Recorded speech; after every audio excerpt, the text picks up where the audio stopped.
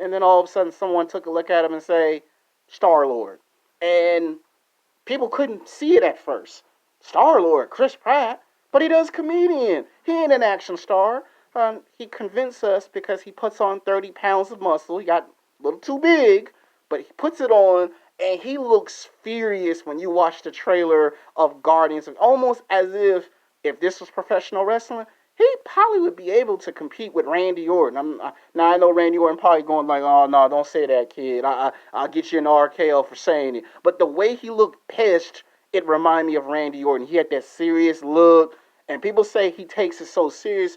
I like motherfuckers that take their job serious because it shows passion. It shows that I'm serious. That when he becomes the character, he takes it serious. And if you thought that was just a fluke, he follows that up with the highly anticipated sequels of Jurassic World. Jurassic World, the sequel, he's jacked in those movies.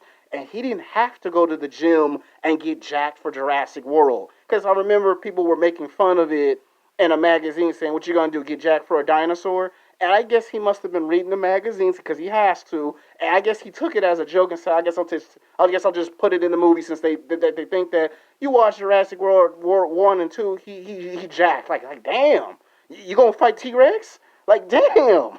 So it shows he's serious in his approach to the movies. Like if I was gonna be an actor in Hollywood, I would go follow his blueprints because he does it in two Jurassic movies. He does it in Guardians 1 and 2. And then he keeps that up. Does a movie with Jennifer Lawrence. Turns around and you get Avengers Infinity War. And of course there's Endgame. So, and then you got to do a Guardians 3. So he keeps up consistently. And I like that about him. Other people might think he's too serious, but I like him serious. All right, coming in at number 14 is Scarlett Johansson. Yeah, I put her on here because I find her very physically, sexually attractive, even in her 30s. Yes, I have a crush on her because I've watched all her movies. She's probably the one female celebrity that I wish I could have met at the Grove. Now, other people say, dream on, it ain't gonna never happen, and it probably will never happen. But my point is, she did a movie called The Island. See, a lot of people go, oh, you say because of Iron Man 2. No, no, no. She did a movie with Edgar McGregor, a.k.a. Obi-Wan Kenobi, and she did a movie called The Island, where her ass was in athletic shape, and she was kind of already doing martial arts training, so you could kind of see, even at an early age, somewhere in the future, she gonna be whooping somebody's ass on the big screen. You don't know what it was, but you know it's coming. And all of a sudden, Iron Man 2, here she comes as Natasha Romanoff, the Black Widow. Then, of course, there's the sequel, Captain America Winter Soldier, Captain America Civil War. Then she gets into the Avenger movies. And then to be a part of multiple franchises, she does those Iron Man, Captain America, so that's two franchises. The Avengers, that's three. And there's a movie called Ghost in the Shell. Do you know how happy I was when that movie got made? Now, I know it's controversial because some people believe it should have been an Asian actress. And the truth is, it should have been an Asian actress, but Scarlett Johansson had the star power and the appeal. So the movie got made, and even though people didn't like the fact that she was cast, we still went and watched the movie. I know this one cat that I met in college turned around and bought the book, a comic book, the toy, and he brought the toy to the movie theater. That's how serious this was. And she also did another movie called Lucy, which it was a good movie. And now when you think about it, it should have got a sequel. It's supposed to get a sequel, but again, she's a part of multiple franchises. And now she gets her own movie, The Black Widow. And I just can't wait for the day that that movie gets put out. I might actually watch that movie 3 times because yes, I have a crush on Scarlett Johansson. Every man in Hollywood has a crush on a female celebrity that they wish they can get with. So that's why she's on this list. And she brings it. Not too many women her age is willing to do what she does. She brings it. She sets the example that if you're a woman, yeah, you can come in here and whoop some ass. So you got to be impressed with her. Coming in at 13 is my man Robert Downey Jr. You can't never complete this list without Iron Man. Do you realize The minute Robert Downey Jr. played Tony Stark Iron Man, my whole life changed. For years and years as a kid, I got Batman, I got Superman, but I always felt like there was something from my childhood that just wasn't complete. There was no Captain America yet, no Captain America, no Thor. Spider-Man was kind of there. Spider-Man was there, but there was something that was just missing, and it was Iron Man. And the minute that he played Iron Man, I couldn't wait for that movie to come out. That made me want to watch the Marvel Cinematic Universe. And I'm gonna say it again. Thank you, Robert Downey Jr. Thank you, Robert Downey Jr. Thank you, Robert Downey Jr. That was a big, huge help to my childhood. I mean, think about it. To be rich and famous, to have an IQ, and to do the stuff that's in the movie was incredible. Iron Man 2, I know it's not as good as the first one, but it still was good. And we all agree that Iron Man 3 was just a big disappointment. If I only could have got the Mandarin, it's like, God damn it, I want the Mandarin. Not some bullshit, but the Mandarin. That would have been even bigger. And to be the leader of the Avengers, it's like, what more could you ask for? It's like I get to see my childhood on the big screen. And the fact that Marvel allowed an actor to have creative control of his character. See, most movie companies, most television shows, most studios, they probably would never let you do that. Like if I was an actor, they would never let me have creative control of my character. Robert Downey Jr., he makes it look cool. The charm, the charisma, he could be funny, he could be serious. And let's not forget Sherlock Holmes. Oh, I love that Sherlock Holmes Part 1, Part 2. And I'm still waiting for Sherlock Holmes Part 3.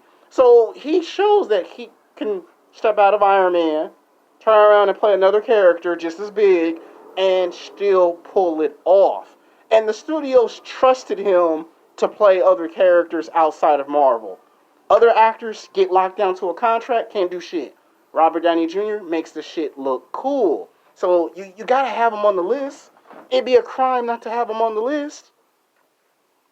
All right, coming in at number 12 is Chris Hemsworth and my boy Chris Evans. They're tied together. Why? Because Chris Hemsworth reminds me like a young version of Jean-Claude Van Damme. Like if you go back to the 80s and the 90s, you could just imagine Jean-Claude Van Damme playing a character like Thor. The anger that Jean-Claude Van Damme had in all those martial art movies, Chris Hemsworth has some of that in him. When he did the first Thor movie, he got jacked. By the time he saw Avengers, he was jacked. We got the sequel, which a lot of people don't remember, Thor Dark World. But it wasn't until the third Thor movie in the franchise that people really considered him a bona fide action star. He did a movie called Back Hack. He does a movie with Ron Howard that's a racing car movie based on a true story. The fact that he's now bigger than he was when he first started just shows how good he is. And he just put out a movie on Netflix like a month ago that's making insane numbers. To me, if you ask who is the biggest action star today, I gotta say Chris Hemsworth. I mean, the guy is earned. It took him 10 years to get to Hollywood and earn a spot, not just for playing Thor, but he could play any dramatic character he chooses. Now, I know people only know him for Thor, but I'm pretty sure as time goes on, he's going to have better acting range. Christopher Evans was also like Chris Pratt. He did a lot of comedian. We know those Fantastic Four films, but Captain America's like a big character. And when he got jacked, I said, oh shit, that's another part of my childhood. When people watch Captain America, they see themselves in the character. You get punked, you get bullied, you can't get the cute girl, somebody gives you an ability, and all of a sudden you're just whooping everybody's ass. And Chris Evans made that easy because that was a part of my childhood. The idea if I can get big enough and jacked enough and then look good whooping your ass, that makes it all worthwhile. So that's why they're tied together on the list. I mean, come on. People going to say what about Captain America and Thor, so that's why they're on the list. All right, coming in at number 11 is Jason Statham tied with Hugh Jackman. You didn't think I forgot about Wolverine, did y'all? Tell the truth. Y'all thought I forgot about Wolverine. Tell the truth. Y'all thought I forgot about Wolverine. Jason Statham is Australian, and he's grown on me. In the years, he's grown on me. He went from doing a movie called Ghost of Mars, which that's a like funny looking cast because you had that white actress in there. I forgot her name, but she's very good. But my point is, she was in that movie. Ice Cube was in that movie, and he popped in there. And he showed that he could act with any actor, no matter who you put him with. That's why I got him on the list. Like, I like no matter who you put him on screen with, he could do it. He did a movie with DMX. I was shocked. He did like at least 3 movies with Jet Li.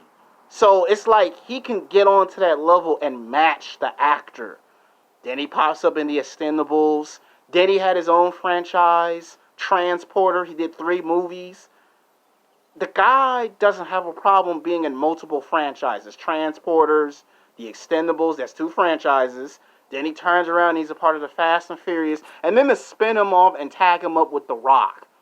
Do you know how rare it is to do that? And to me, Jason Statham also reminds me of John Claude Van Damme. Like, Jason Statham is like, what if John Claude Van Damme's career just got better as he got older?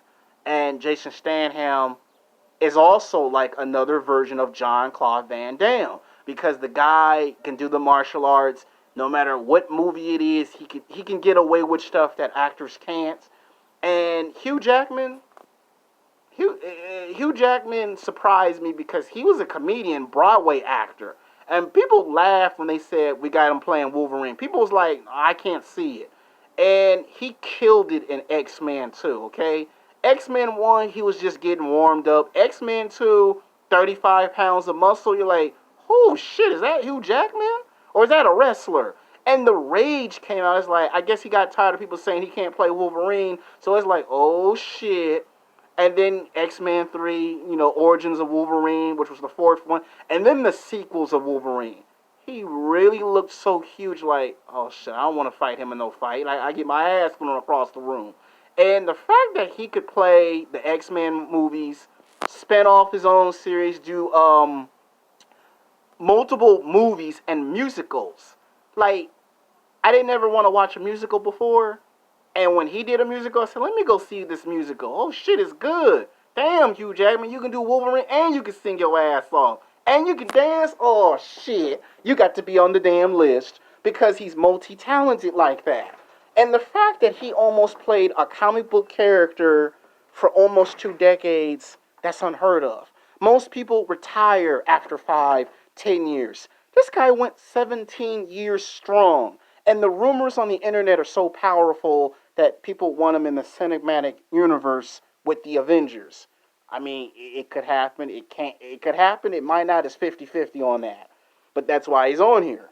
Coming in at number 10 is Jet Li. He's one of my all-time favorite martial artists. And if anyone comes real close to the man, the myth, the legend Bruce Lee, it's Jet Li. He's been in the game for 3 decades. He has got a long list of movies you ain't never seen, movies that he did in the 80s and the 90s. And then to pop up and do movies like Romeo Must Die, Lethal Weapon 4, and then to do a franchise called The Black Mask, and then to pop up in the Extendable movies. It's like the guy's got a long list of movies. And the guy's been around for so long that people have already considered him kind of like the second coming of Bruce Lee. Because if anyone could actually literally on screen pull off Bruce Lee, Jet Li does it with class and respect. I mean, the guy gives his heart, he gives his soul. Yeah, he's the smallest. Yeah, he may not be the most interesting guy. He may be boring. He may not go out to the clubs and the bars. But when it comes to doing the martial arts in these movies, you're getting nothing but heart and soul from the man. And I watch all his movies. All his movies. And even the ones that he did in the beginning of his career, the ones where he didn't speak that very good English, I watched those too. Like, the heart, the passion Jet Li got. You can't knock that. It's hard to find people today with his heart and passion to just take your job that serious. Be motivated to come to work. Put the bullshit behind you and get to work. That's what I like about Jet Li. All right, coming in at number 9 is Dwayne Johnson. I know a lot of people be like, "Where's The Rock at? Where's The Rock?" Well, The Rock's on his list. Now he should be rated higher than this, but what you have to understand is Dwayne The Rock Johnson. It took him 12 years to get into the game. The guy can do any movie franchise he wants. He did Hercules. That's a movie franchise. I'm still waiting for him to give me Hercules Part 2. It still hasn't happened. He's supposed to play Black Adam. I'm still waiting for that. The guy's a part of the Fast Furious franchise. The guy can do Skyscrapers. That's turned into a franchise. Greenlit for a sequel. The guy's done San Andreas. That's a sequel franchise. So he's a part of like 6 different franchises. And the guy's made millions of dollars. He went from playing college football to professional wrestling to doing Saturday Night Live to doing television and film to Fast and Furious.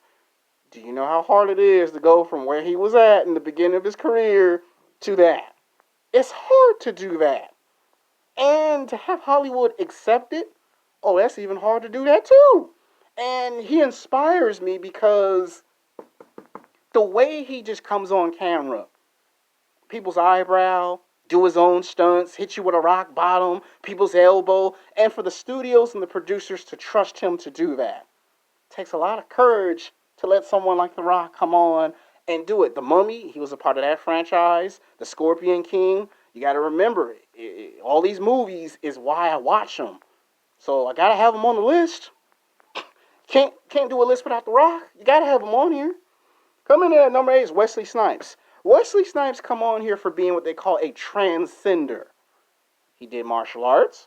Most black men in the beginning didn't do too much martial arts. Wesley Snipes was like the guy that came into the movies and just whooped somebody's ass. And he's also on here for Blade. Because if it weren't for Wesley Snipes, you would have never got a Blade. You would have probably never got Iron Man, Captain America, Thor. All the characters we have today in these movie franchises, Wesley got that call from Marvel. Marvel said, help us out.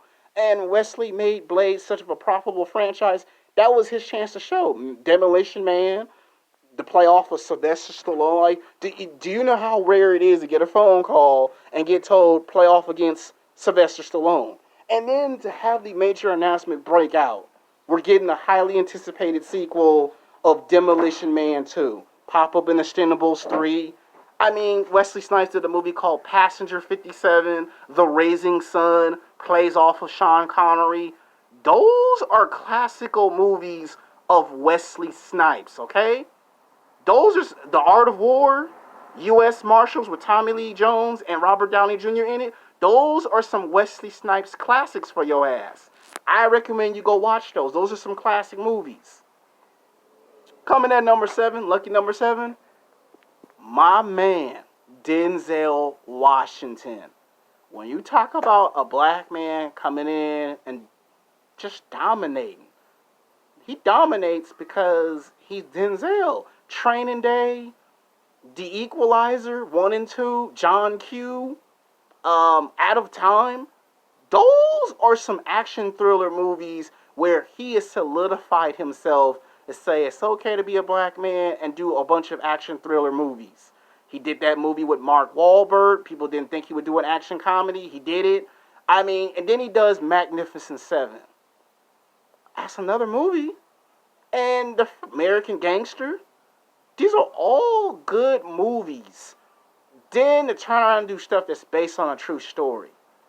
Denzel can do any genre, and to have your own catchphrase, to convince producers and directors to trust your ability, that every time he play a movie, he always smile and say, my man. If it weren't for Denzel Washington doing that in the 80s, the 90s, guys like The Rock and Wesley Snipes and Will Smith, all of them would have never been able to do what it is that they do. They're only able to do it because Denzel came in and said, hey, some things in the industry need to change them. And if it weren't for him, probably it would have never happened. All right, coming in at number 6 is Doug Lughlin. Okay, he's a little bit before your time, but the guy was there. You know, he did a James Bond movie as a side villain. He pops up in Rocky IV as Ivan Drago. I must break you to the end. Universal Soldier with Jean-Claude Van Damme. He popped up in that franchise. That's one franchise. The Rocky franchise. That's two. Does a movie called Blackjack. Does a movie with the late, great Brandon Lee, son of Bruce Lee. Another person that should be on this list. He does all these movie franchises. Retires. Yeah, we saw him in a movie called He-Man. And then the guy comes back and does the Expendables. And ever since he done the Expendables, his career has just taken off. He gets in the movie of Aquaman. I mean, do you know how hard it is to get cast in a movie like that? Yeah, so Doug Luglin's on this list because he pulls off being tall and with that charisma. And I love when he plays Andrew Scott in Universal Soldier. And when he came back for the sequels, so he shows that he can just work with anyone no matter what it is. The Expendables, he's been in all three of those. He's led franchises. And I love when he came back for Creed 2. To play Ivan Drago is like, oh my God, he comes back to that character. It's like, if you can come back to Universal Soldier, come back to Ivan Drago. Because it is a badass character. And I like it. That's why Doug Luglin's on this list. You know, a movie called Army of One. Go look at it. It's a fucking classic. Alright, coming in at number 6 is Arnold Schwarzenegger tied with Mel Gibson. Now, to come from bodybuilding, okay? It was unheard of. You might have had actors play basketball, football, and baseball, breaking the television and film. But to come from bodybuilding, pumping iron, to I'll Be Back, Terminator, Conan the Barbarian, The Last Action Hero, The Kindergarten Cop, and close to my heart, the sequel, Judgment Day 2. Hasta la vista, baby. And the second closest movie to my heart, Predator. Go on, do it now. Come on, do it now. Come on, pull the trigger, do it now. You would have never got Jason Statham. You would have never got Chris Hemsworth, Lance Hemsworth, if it weren't for Arnold Schwarzenegger. To do bodybuilding and to get into Hollywood and then to play these big time characters that have been around for 3 decades, Conan the Barbarian, Terminator. Those are some classic ass movies. Total Recall, the stuff of legends. On the other hand, you got Mel Gibson. He's not buff, he's not jacked, he's small, he's a little bit unpredictable, he might be a little bit energetic. Same thing for Mel Gibson. Comes in, does Mad Max. Mad Max 2, Mad Max 3. Does Lethal Weapon. He heads 2 franchises. Breaks in, does directing, writing, producing. The guy breaks barriers.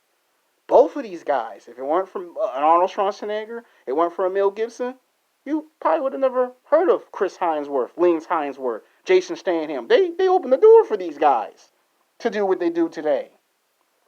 Why is it kept close?